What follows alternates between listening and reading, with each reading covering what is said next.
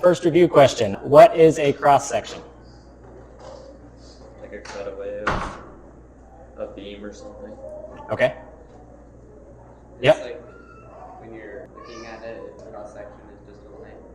Yeah, exactly. It's like taking something and just looking at it at the end, on the end. So the cross-section of this would be kind of a circle with like a little flat side on it. Cool. Sounds like you guys understood that. But just to make sure, I'm going to make you guys come up and draw what the cross-section of the things would look like for various things. Who wants to come up and draw the cross-section of a 2x4? I got you. Okay.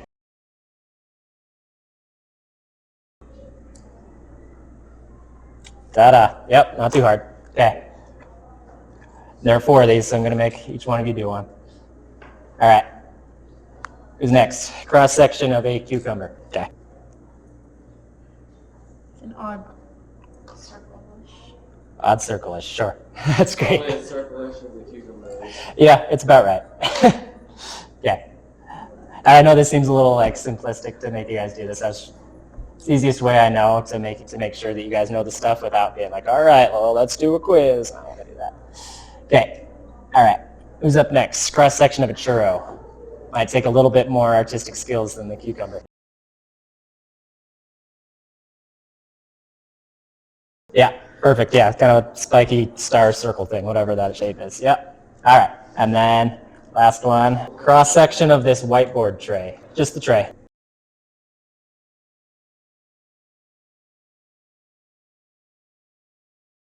All right, that should be precise enough for our needs. And then obviously if it was like the whole whiteboard, not just the tray, then there'd be a big old thing there, whatever. We'll erase that though, because it's ugly. So yeah, you guys know what a cross-section is. Well done. So you guys have already figured out it's not a real complicated thing. You just put the laser cut pieces in the slot so that you have a spot to do some chopping. On mine, just for the purposes of the video demonstration, rather than chopping it with my hand, I'm just going to drop the hammer on it from various angles, because that should hopefully translate better to like different forces. Then this would look basically the same in the video every time, and then I'd be like, oh yeah, I hit that one so hard. So I'm going to be doing the hammer thing, but you guys can just put your piece of foam to protect your hand. Yeah. So we're just going to try some different thicknesses and orientations. So first we're just going to do a single horizontal stick. Put it in the slot that looks like it matches that. And we're going to compare how hard it is to chop the sticks with different thicknesses and orientations. So let's see if I can aim that pretty for the camera. Okay, let's see. Yeah, that took like nothing. Just a couple inches, broke pretty easily. Now, what would happen if we do a single stick on its side? Would it break just as easily? Yeah, you guys can chop too. Go for it. Yeah, real exciting, isn't it? Yeah. So Josh, you were saying it wouldn't break quite as easily if we turned it on its side. Since you guys have already read, you probably know the answer. So why would it not break quite as easily on its side? First off, there's less area to hit. Okay. And it's longer, so there's more force you have to put in. Okay. That's Also, since it's longer, this is going to have to stretch further, or this will have to stretch tighter. yeah, exactly. So yeah, we'll get to the reviewing that, but yeah, so that if you guys remember the diagrams that showed there's like the neutral axis, in anything symmetrical, it'll be like a line straight down the middle. That part doesn't really have to move at all in order for it to bend. But the stuff at the top has to compress quite a bit. The stuff at the bottom has to stretch quite a bit. So when the top and the bottom are farther away from each other, then there has to be more compressing, more stretching. So the stick will do a better job at resisting the force.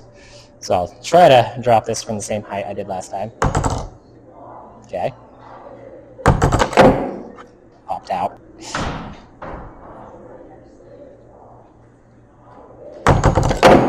It's quite a bit more. Like I'm already gone like at least twice as high as I was doing before. Do from there.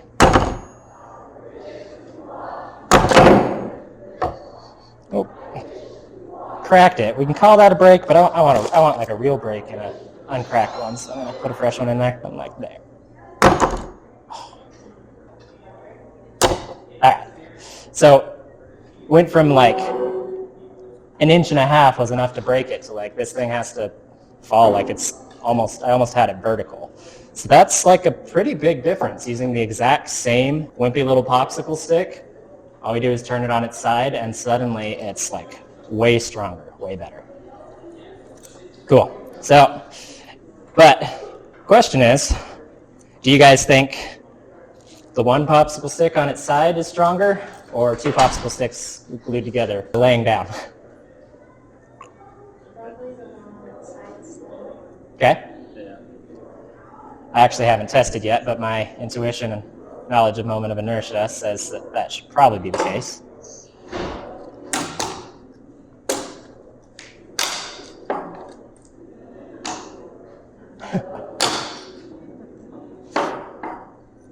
All right, let's see. So start low.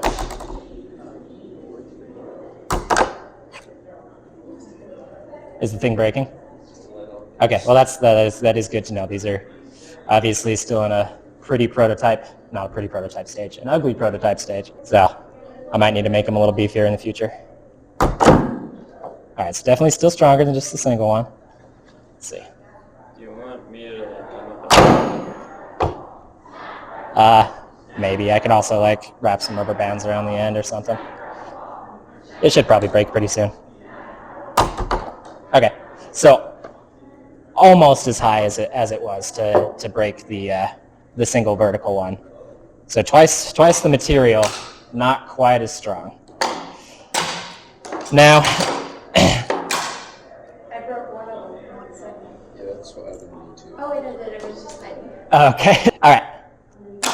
Now we won't necessarily like formally go through them all slowly, but you guys can try 2 on its end, 3 laying down, and 3 on their end, and see how hard they are. See how much it changes.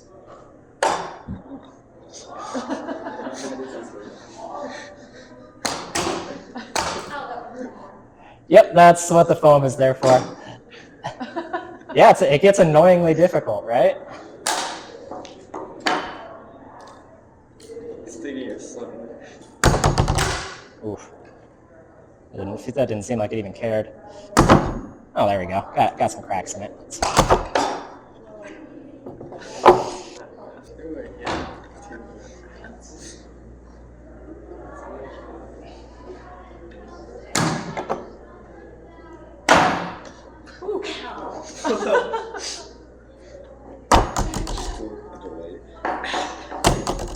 I'd have to throw it a little bit. There we go.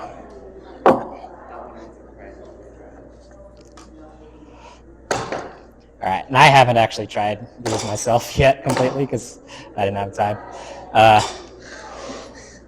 Just for fun. I do need to know how much the big one hurts. I know if I'm asking too much of kids. Let's see. It sounds like it hurts. The two on the side. It should hurt a little, then the lesson sticks with you, but not a lot. All right. Make my own beautiful hand protector.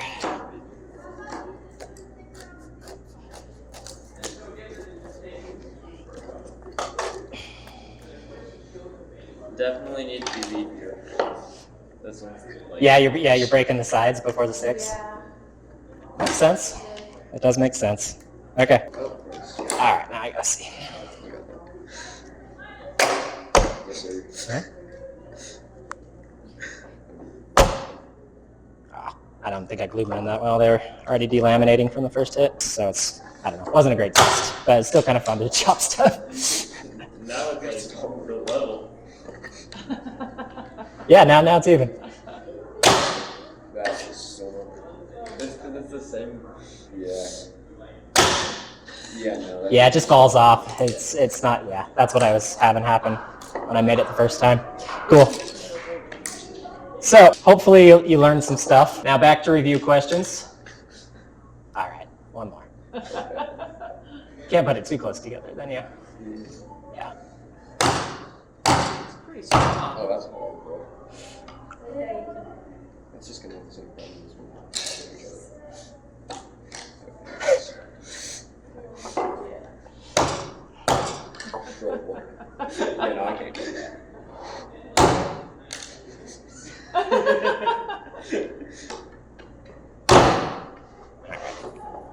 Cool. We're gonna do some more experimentation. All right, just for the fun of it, let's that's fun. let's compare it to a row of popsicle sticks about the same size. Let's see. I don't know what we're necessarily going to learn from the results, but it's fun to try. Steady. Okay, apparently that's pretty hard to break too. Cool. All right. Let's throw all the broken trash in there. Questions. So, what is moment of inertia? Where it's the strongest, isn't it? Where it's the strongest, like the ratio of strength to weight is. It's related to that. So moment of inertia on its own does not have anything to do with weight. It just has to do with an object's resistance to bending. So you guys have probably heard the word just inertia on its own. That's an object's resistance to motion or changes in motion. But in this case, it's an object's resistance to bending. And it's purely a geometric property. So it doesn't have to do with what the material is. It just has to do with the shape. So this doesn't have much resistance to bending, but bending it this way is actually pretty difficult. So that's kind of what it is. It's kind of a weird thing to explain on its own, but it has to do with the strength of something, but it's just like one small part of it. So along those lines, does a wood beam with the exact same cross-section as a steel beam have the same moment of inertia? You guys are saying no?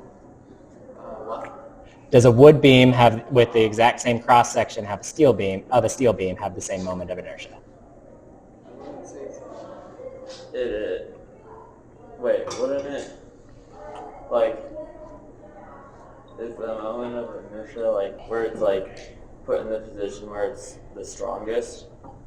It has to do with in what position things are the strongest, but on its own, it's just a property. It's a lot like area or perimeter or whatever. So if you're finding the area of a square or a circle, you're not necessarily looking for like which one's the biggest. You're just looking for how big is it. And so I'm actually going to go back. We're going to look at The line between where it squishes together and starts to bend. yeah, we'll go back to the book. Okay. Yeah, and its actual like formal name is area moment of inertia. Because like I said, it's a geometric property. It has to do only with the shape. So just like the area of a wood square would be the same as the area of a steel square or a plastic square. It only has to do with the shape. And if we actually look at the formula for it, which I said I didn't make you guys actually do the formula. So if we look at just this simplified version here, this is the meat of the formula. The rest of it just kind of means you take a bunch of stuff and you add it together over and over again. But basically, it has to do with the area of the thing times how far away the thing is from the neutral axis squared. So yes, you're right that it does have to do with that neutral axis, which is the neutral axis is the part in the middle that doesn't bend. So like if we imagined, so obviously this doesn't exactly work the same way, but if I bend all of these, you can imagine, and you can even see, like if you look at the end, you can see they're sliding relative to each other. That's because they're having to move different amounts. If these were all glued together, then the bottom one would be getting, when I'm bending it down like this, the bottom one would be getting squished, the top one would be getting stretched, and the middle one would mostly not be doing anything. But anyway, if we look again at the formula, the only things that are actually there and actually are part of it are the area of the cross-section and the distance of the cross-section from the neutral axis. So all those things have to do with like geometry, have to do with the shape of it. So back to our question of, does a steel beam have the same moment of inertia as a wood beam with the same cross-section? They actually do. They have the same moment of inertia, but they do not have the same stiffness. Obviously, a steel beam is going to be a lot stiffer, a lot stronger than a wood beam. That's because the stiffness is a whole other equation that combines the shape and combines material properties. It's actually the moment of inertia times the modulus of elasticity. We're not going to go there. That's college engineering stuff. A lot of this stuff is kind of college engineering stuff, but I think it's useful to at least have a basic idea of the shape matters, the material matters. Obviously, if you're trying to make something the best you can, then you factor in both things and you make something out of a good material and you make it be a good shape. Okay. So now I have kind of taught you guys this. I just said it, but so does a wood beam with the same cross-section as a steel beam have the same stiffness? No. No, obviously steel's going to be stronger. You could get them to have the same stiffness, but you would have a really big wood beam would be the same as, kind of a thinner, much smaller steel beam. Okay, so assuming these are all made out of the same thing, let's say they're all made out of steel. Which of these cross-sections would weigh the most? The square solid. Okay, solid square. Why is that? It has the most mass. Yeah, it has the most area, so it has, when we turn this cross-section into a full beam, it has the most volume. They're all the same density, so yeah, it has the most mass, it has the most weight. Okay, which one can support the most weight? The square, right? The solid square again? Okay. Why the solid square? Are we counting its own weight? No, we're going to ignore its own weight. Okay.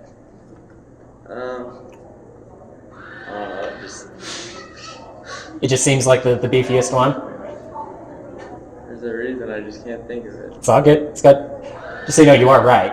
It is that one. Anyone want to jump in and try to help explain why the solid square could support the most? There's more matter that you have to pull apart to get it to bend. More matter that you have to press together. Yep.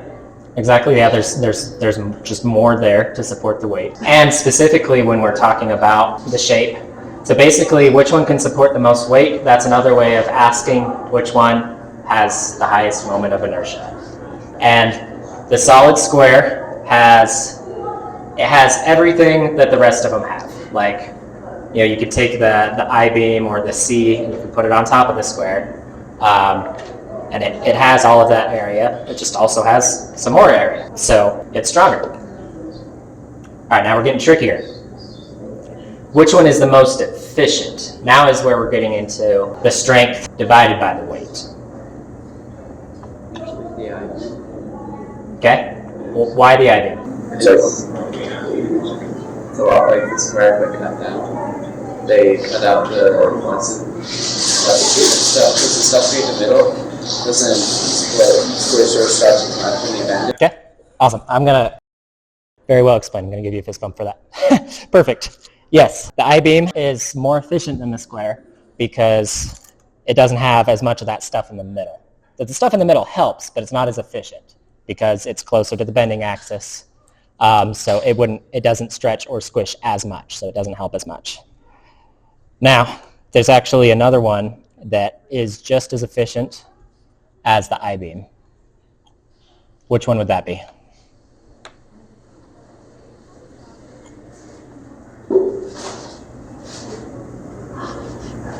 Is that the C-shaped one? Yep.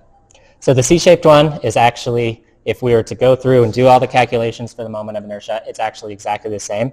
The reason is it has the exact same amount of stuff that's kind of in the middle, and it has the exact same amount of stuff across the top and bottom. But if they have the same strength, what might be some advantages of one versus the other? Why might someone choose the I over the C or the C over the I? The C's, its center section, I guess, the vertical part, is to the side, which means that all of the force, you want to put all the force on that side. Otherwise, it could bend or fold on the other side. whereas with the I-beam, it's in the center, so it's less likely to bend or fold one way rather than the other. Yep, perfect. So I actually, But also the C-beam, things would travel, there'd be more room for things to pass through if you need that. yeah. So they're awesome. So I'm gonna just show and demonstrate what you guys both said, both of them. Perfect, totally right. So I've got a pretty simple C and I that I made. So what Josh was saying is, if you put a weight on this, it's gonna kind of tend to collapse on the one side. Whereas if you put a weight on this, it can stay centered, it can stay stable better. But then what Kevin was saying was like, well, but if you're building with things, it might be useful to have this like nice channel so that you can put stuff in there, maybe like wires or cables or whatever, and things stay nice and neat.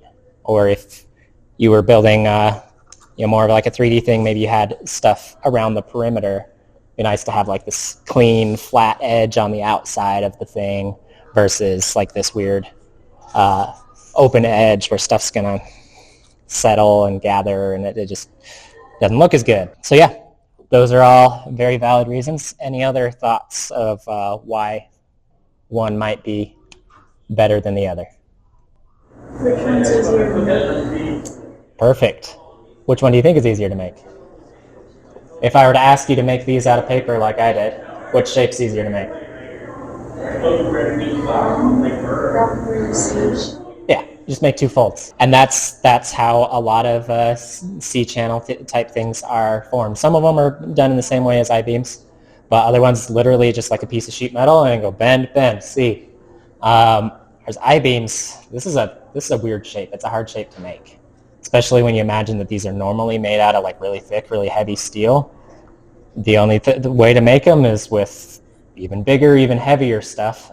Typically they're made by first they go through a thing that pounds them to get it close to the shape, and then it will go through like massive rollers that'll go along and roll that shape.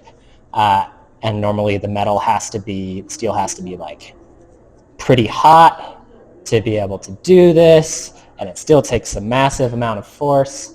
So I-beams are very efficient. They're very strong. They're also typically pretty expensive. They're not cheap because they are not easy to make. They're not easy to work with. So yeah, C-channels, a lot easier to manufacture. And another possible way to make the I shape is you can take two C's and you can put them back to back, and then you basically have an I. But that makes it so that the middle part that you don't care about as much, it's not as useful, that's doubled up. And the top part that is more useful is not doubled up, so it's still not necessarily a great way. Yeah, any other thoughts, any other reasons of why one might be better than the other? Okay, so there's one more reason.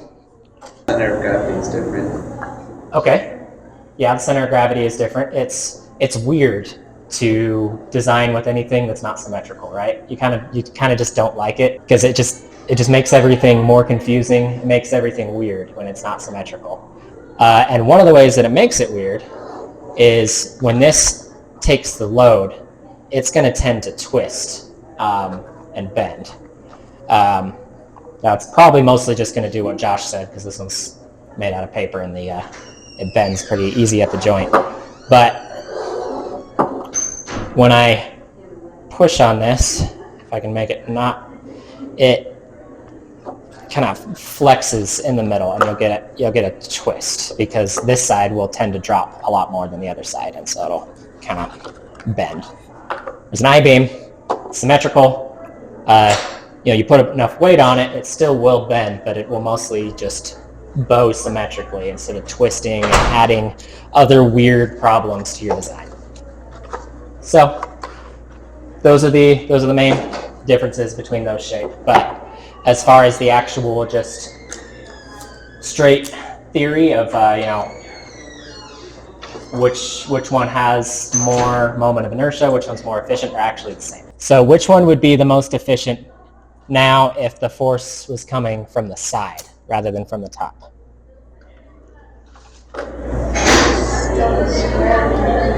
So the square would definitely be the strongest still, but which one would be the most efficient, highest strength per weight? So this one's a little trickier. There's with the way that they're oriented now, there's there's not an obvious option. So I-beams are actually pretty terrible when you turn them on their side, because now you have all of this mass, all of this material is pretty much useless because it's all right on the neutral axis where things are useless. So you pretty much just have two vertical things that, yeah, they're connected with the thing in the middle, but the thing in the middle is pretty much just connects them and that's it. It doesn't contribute hardly anything.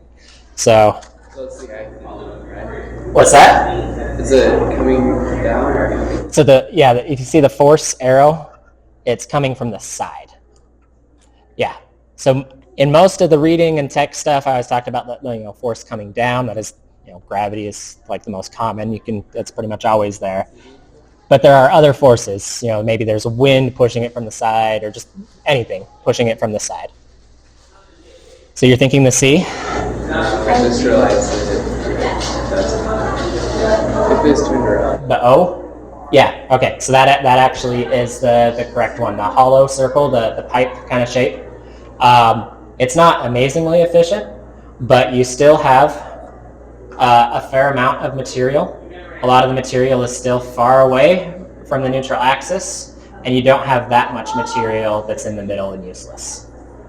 So when it comes to the efficiency of the shapes, that's like all that matters, is you want to get as much of it away from the neutral axis as possible, and you don't want a whole bunch just like wasted right in the middle where it's really not all that useful. Which one of these would be the least efficient? So it's kind of the opposite. Which one mostly has all of its stuff in the middle and not so much out on the edges? Which one? Oh, this one? Just rectangular. Probably. I didn't. So it actually depends a little bit on the aspect ratio. It would definitely be one of these two. If this rectangle is thin enough, then it's less efficient.